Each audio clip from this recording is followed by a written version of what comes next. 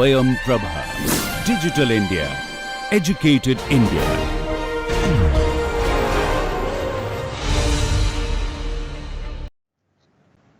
So last class we discussed about how to calculate the Fermi-Dirac distribution, then how to calculate the carrier concentration of electron hole as a function of Fermi level, and then we saw some properties such as law of mass action, how the doping changes the Fermi level, and what is the effect of the temperature. At lower temperature dopant freeze out, at high temperature we have semiconductor turning into intrinsic semiconductor, because intrinsic semiconductor concentration increases with temperature, and once it surpasses the doping it becomes intrinsic again. So in today's class we are going to discuss about generation recombination. Now why is that important? Because most of the semiconductor device, they don't operate in just equilibrium, right? You have to change the carrier concentration, they have to carry the current, right? So this equilibrium has to be disturbed, and when equilibrium is disturbed we have generation and recombination phenomena taking place. Now we know that at equilibrium this equation holds, Np is equal to Ni square, whether it is intrinsic or N type or P type, right? So they will have their individual N and P concentration, but this relationship Np equal to Ni square will always hold. So you have individual piece of semiconductor, right, without doping or with doping, they follow this law of mass action. Now just imagine a situation where you insert some extra carriers, right? Let's say concentration, equilibrium concentration is N0 and P0, right? And somehow I'm able to add some delta N and delta P, right? Now what will happen? Because the concentration has increased now, right? So now there is more density of electron and holes compared to the equilibrium value. So that means if there is more electron and holes, they will have more opportunity to come in contact, and they can basically recombine. So these two processes, generation and recombination, are always taking place. Generation and recombination are always taking place. So in a normal semiconductor where no external effect is there, it is at certain temperature, right? So at certain temperature the generation and recombination, right, let's call it R and G, recombination will depend on product Np, right, product Np, right, because equilibrium concentration is Ni square. So if Np product is more than Ni square, then this recombination will be positive, and if Np product is less than Ni square, right, so you can write Ni square minus Np, right, there will be net generation, correct? So if we have added these carriers, there will be net recombination. So recombination will become dominant till it come back to the equilibrium, right? So if you insert these extra carriers, recombination process will be enhanced, then the thermal generation process, and it will bring that system to again equilibrium concentration of N0 and P0. Okay, so that is basically you can also consider another situation where you remove the carriers, it becomes N0 minus delta N, P0 minus delta P, right? So in that case Np product is less, so there will be net generation, right, and that will bring it to the equilibrium concentration, right? So both cases, whether you insert extra carrier or remove some carriers, system is perturbed, and it will restore, right, by respective process, either generation or recombination, and it will bring it to the equilibrium, and at equilibrium NP is Ni square. So you can safely say that steady state recombination rate will be proportional to the Np minus Ni square. Now you don't have to write separate expression for generation, right? So if R is negative, it is basically generation. Now what are the mechanisms which help the system to insert the carrier, remove the carriers? And they are called generation recombination mechanisms. So there are different ways that electron and hole can recombine. One possibility is these electrons in the conduction band can react with the holes in the valence band, and when this electron comes to this hole, there is no electron here, there is no hole here, correct, because this hole is filled with electron, so both are annihilated. So this is called band to band recombination, conduction band to valence band directly. Another one is, let's say there is a trap level. Now where this trap level comes from? The trap level is similar to your impurity level, like you have seen this. This is donor impurity level. Here is acceptor impurity level. Apart from these donors and acceptors, there are other impurities. They are somewhere in the middle of the gap, right? The impurity levels which are in the middle of the gap, they are called deep impurities. Deep impurity levels. So by deep we means they are in depth in the band gap. So somewhere in the middle of the band gap. So like gold and other metals, they usually form a impurity level in the middle of the band gap in semiconductor, in silicon. So this impurity can take an electron from the conduction band and it can release that electron to the valence band. So that is trap assisted recombination. Now which semiconductor will prefer band to band recombination? Which semiconductor will prefer trap assisted recombination? Right? That will become clear, and it will depend on their band structure. Another is involving three particles, right? This is called Auger recombination. It involves three particles.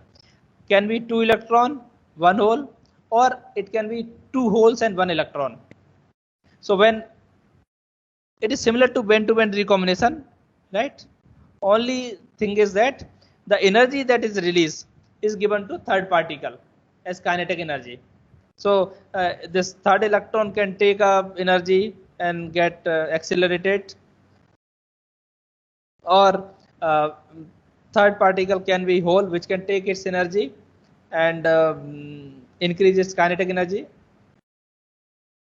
Now where the energy going in first case 1 and 2? In case 1, this energy can go as some light, right, or some photon h nu, or it can energy can go as lattice vibration, right? They can transfer this energy to the atoms, right? So these two things are called photon, and lattice vibration is called phonon. So concept of phonon is basically similar to the photon. This lattice vibration is also quantized because lattice is periodic, and some they also have these some EK diagram, these phonons, right? So this energy is given as to phonons. So that is basically heat of the lattice. So that basically increases thermal energy. So you can have either energy can go as photon, or it can go as thermal energy. Typically in band to band recombination, energy is given as a photon. Typically in trap assisted recombination, energy is given as lattice vibration. Now, these mechanisms are reversible. That means an electron from the valence band can make a transition to the conduction band, and that becomes generation. So that is called band to band generation. Again, this trap can give an electron to the conduction band. It can take electron from the valence band, just a reverse process. Then it can be trap assisted generation. Now, Auger recombination is not so straightforward, but there can be energetic particle, right, which knocks the electron in the valence band and it goes to conduction band. So that is also one type of carrier generation process. Now we can broadly classify these mechanisms as involving 2 particle or 3 particle. So in 2 particle, the process can be direct or process can be indirect. So direct is photogeneration, like band to band recombination, right? Ready to recombination. So it can, so these two are opposite process basically. In radiative recombination, electron and hole recombine and give out photon. In photogeneration, they take the energy from photon and generate a carrier. Generate electron hole pair. So this is light assisted, right? Or it can be direct thermal also, because at room temperature or at higher temperature, if you increase the temperature, this generation will increase. So this basically also explains, right? If you are increasing the temperature, generation is increasing. So that means equilibrium Np will be higher. Now equilibrium Np is Ni square, right? So Ni square actually increases. So NNP increases, right? Because recombination depends on NP product, right? So this enhanced generation should be same as recombination, right? Some coefficient times NP product, right? So since generation is enhanced, your NP equilibrium value will also be enhanced, right? So one step direct process can be based on photon or it can be based on temperature. 2 step trap assisted is a 2 step, right? Where it takes electron from the conduction band and releases to valence band, or it takes electron from the valence band and release to conduction band. It has another name, named after the scientist who invented this process, who formulated an expression for describing the 2 step process. It is also called Shockley-Reed-Hall generation recombination, or in other words simply SRH recombination. Another mechanism can be surface generation recombination. Now surface is different from the bulk, because surface has some dangling bonds there. So the concept of band gap is not strict here. So at surface, even in the band gap there may be states, right? So the energy states will be there even in the band gap at the surface. So those surface state can, so it may not be due to impurity. It is a property of the semiconductor. But at the surface there are states here and they can basically take part in the generation recombination. Then involving 3 particle, you have Auger recombination, where electron takes away the energy, or hole can take away the energy, or it can capture an electron, right? Energetic electron. It can capture energetic hole and make a transition. And there is an impact ionization. A high energy particle, electron hole, will trigger this generation process. Usually seen in devices where there is high electric field, because electrons are accelerated by high electric field and they can trigger this generation process. Or this electron, energetic electron, can come from outside. Okay, let us go through them one by one. Now band to band recombination. So you see 2 pictures here. One is in energy space, other is real space.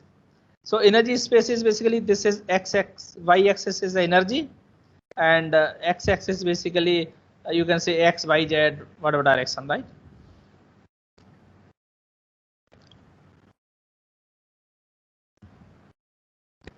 So electron is traveling somewhere in the conduction band, hole is traveling somewhere in the valence band, and this hole comes in contact with the electron, right? Now in physical space they have to come near only, right? So in physical space they come near, but in the same space electron energy is higher, hole energy is in the valence band, right? So you understand, they are coming near in physical space, right? But they have different energy. For example, you can uh, analyze this situation.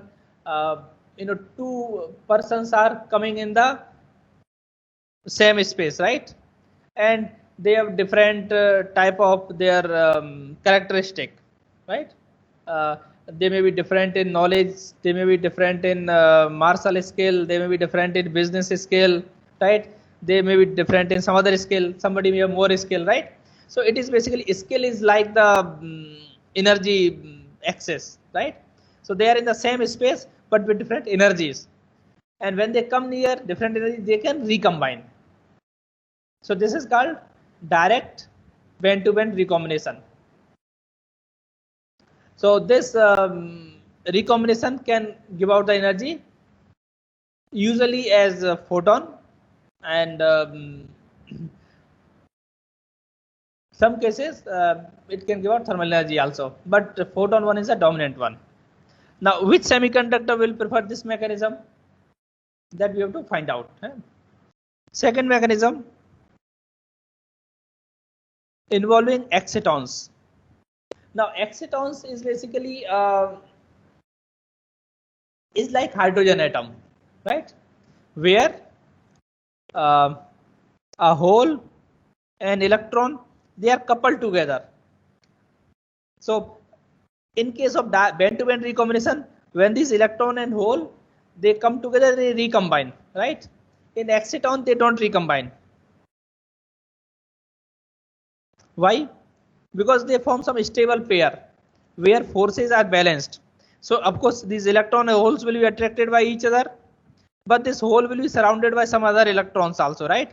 So these electrons, surrounding electrons will exert a repulsion force, right? So these forces are basically balancing out, and these electron hole they move as one particle. So this is one particle. When it moves, right, it carries energy with it, but what is the charge? Charge will be zero because electron is charge q, hole is electron is minus q, hole is plus q, right? So net charge is zero. So if there is a conduction by these excitons, that means energy is being transported without charge being transported. Now the force, attraction force between electron and hole, you can use simple Coulomb's law, 1 over 4 pi epsilon q square by r square. Let's say r is the gap between electron and holes, right? So if a material has high dielectric constant, what will happen? The attraction force will be less and the size of excitons will be bigger. So it can basically go to several lattice spacings, right? Now you recall what is the radiation in hydrogen atom? In hydrogen atom it is vacuum, right? In semiconductor it is usually semiconductors have high dielectric constant. For example, silicon is around 12, right? So the force will be 1 by 12. So radius will also be bigger. So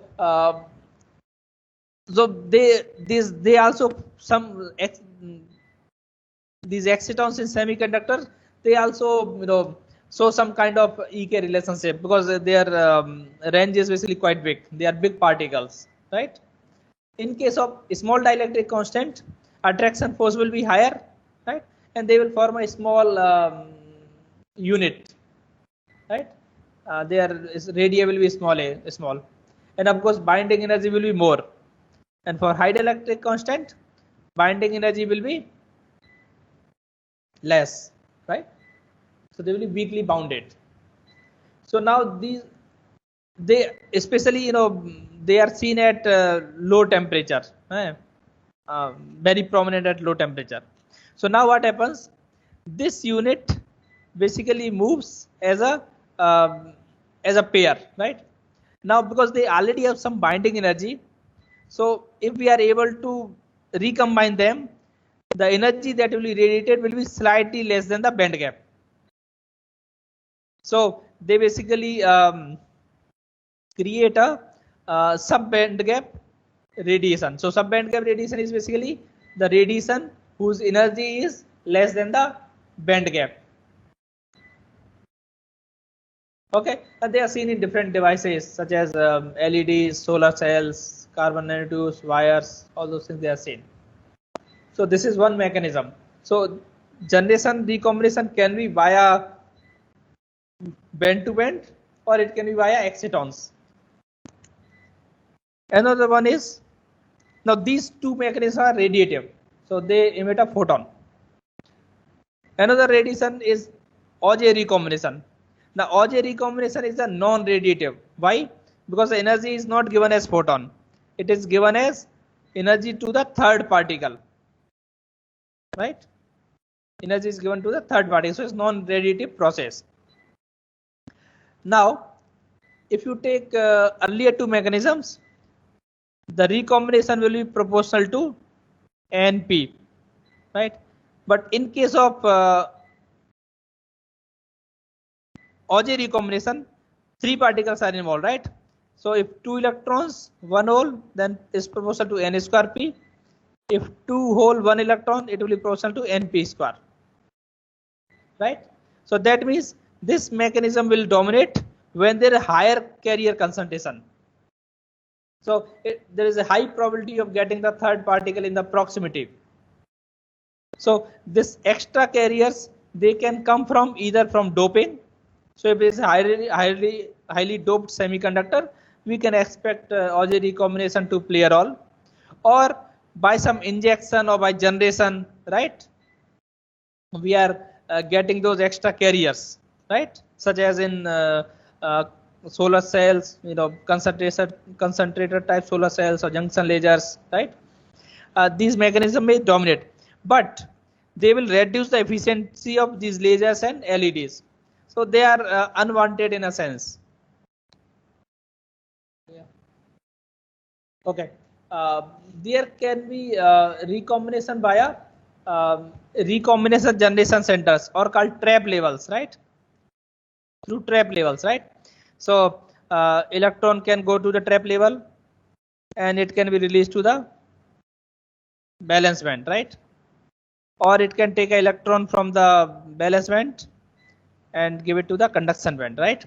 So how these electrons and holes are trapped?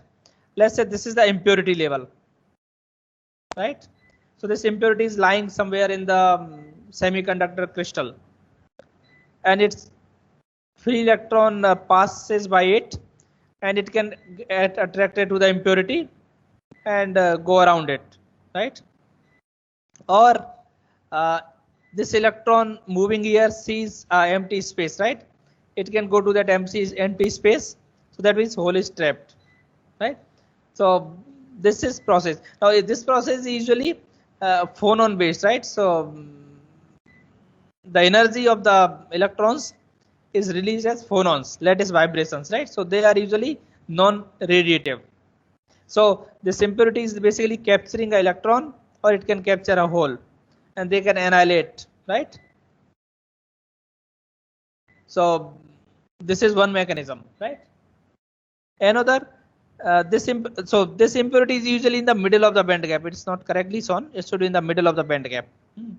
But there are other impurities called shallow impurities. Shallow impurities, right? They are close to the band edges. right? So they can also trigger this process, but they can be efficiency can be different. So now shallow levels, your donor and acceptor levels, they can function as shallow levels or generation recombination centers. Their efficiency is low because again they have to cover a bigger band gap, right? And uh, if there's a largest energy step, let's say from electron goes here and electron goes here, so this bigger step can be radiative, or other way around, there is a step here, so electron can fall here, so this will be radiative, right? So we have discussed the mechanism. I will take one or two questions. If you have any, then we will proceed how to quantify these mechanisms. Conduction band here, valence band here, right? Now this valence band has EK relationship, right? Let us say there is a one electron has moved away, right? So there is empty space there. Now what we can do, we can put two particles here. Okay, one particle is electron with charge -q and mass m. Another particle is hole with charge E and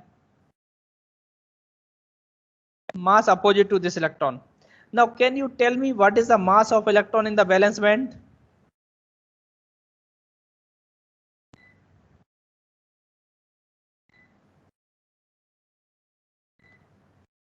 What is the mass of electron in the valence band? Using the relationship D2, what is the expression for effective mass? Effective mass is 1 over h per. Can somebody recall the expression for effective mass? 1 by m star equal to 1 by h bar square into d2e by dk2 1 by h bar square into d2e by dk2. d2e by dk square. Correct? You can easily verify. See, you have h bar square k square by 2m, right? So you take that derivative. D by dk will be 2k, right? Sorry, h bar square k square by 2m. H bar square k square by 2m, right? So if you differentiate with respect to k, you get 2k here. Another differentiate, you just get 2, right? So 2 cancels, right? So m becomes 1 by h bar square d2e by dk square. Correct? So both are in denominator, right? This is d2e by dk square, right? So m becomes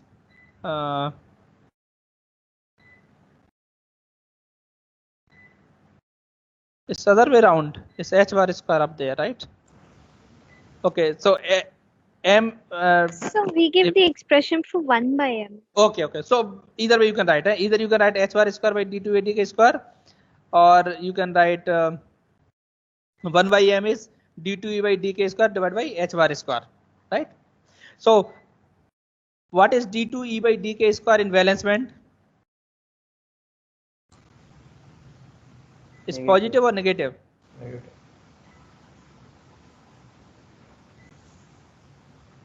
In valence band, the effective mass is positive or negative? Negative. Yes. So if we can assume these two particles are electron with effective mass negative, right? And now we have hole, charge is positive and effective mass is positive, right? So when we put these two particles here, now this basically complete the band, right? We have this electron here and it complete the band. So now we know that full band don't conduct. A fully occupied band don't conduct, so it will not conduct any current. Only component of current that will come from this fictitious particle which is on the same site as the electron. So again, there is an empty state here, right, where we are placing two particles, one electron, one hole, right. Now this electron has same property as the other particles, so this basically complete the band. No current will flow, only current will be due to this particle. Is it clear? Now what will be the velocity of these two particles? What is the group velocity? What is the expression for group velocity? d omega by dk. Okay, d omega by dk. Now can we write in terms of ek relationship? d by dk into 1 by h bar. de by dk times 1 over h bar, right? Now what is a de by dk? Let's say for the two left side, what is a d by dk? Positive. For right side, what is a d by dk? Negative. Negative, right? So you can consider these pair on either side. So group velocity is negative, right? So if you apply a force, right? Now let us look at this effective from effective charge and effective mass. This electron has effective charge minus E, effective mass minus M. This hole has effective charge plus E and effective charge plus M, right? Now let's say because this group velocity is EK characteristic, let's say we apply some external force. We apply electric field E, right? So what will be the force on the electron? Minus E times E, right? What will be the force on hole? E times E, right? So they are in opposite direction. Now this force is equal to mass times acceleration. This force is mass times acceleration, right? So what is the mass here? Negative mass. What is the mass here? Positive mass, right? So this minus minus will cancel. So their acceleration will be in the same direction. You understand? So what will happen when you apply any external force? These electron and hole which are occupying the same side, they will move together. You understand? They will move together, right? So that means this will be an empty state only. Now when we consider all the electrons, the current is 0, right? So only current will be due to this fictitious particle. So what we can say, that total current is due to a positive charge particle occupying this empty site, whose charge is plus E and effective mass is plus M star, right?